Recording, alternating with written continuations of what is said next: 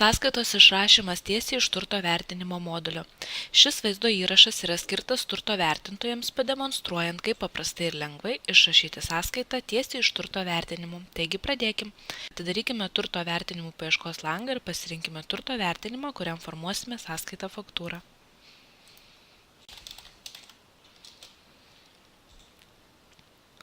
Spauskime mygtuką Kurti sąskaitą faktūrą.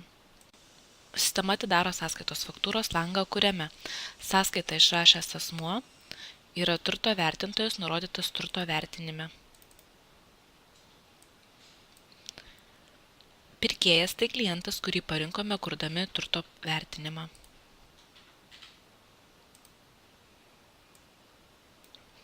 Sistema automatiškai į sąskaitą įdeda ir paslaugą, kuri priklauso nuo to, ar klientas yra juridinis ar fizinis asmuo, bei nuo vertinimo tipo, tai yra vertinimas ar verslo vertinimas. Taigi sąskaitos lange vertintojui tai reikia paspausti mygtuką Saugoti ir suformuoti sąskaitos spausdinį.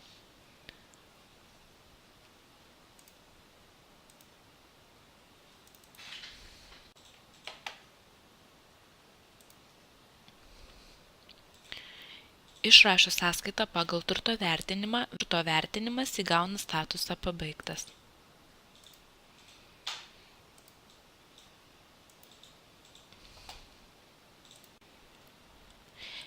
Išsiųskime klientam elektroniniu paštu suformuotą sąskaitą faktūrą. Spauskime mygtuką Išsiųsti sąskaitas elektroniniu paštu.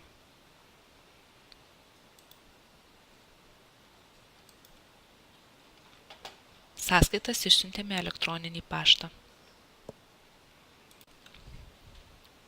Kadangi klientui nurodžius savo elektroninį paštą, sistema atsiuntė sugeneruotą sąskaitą.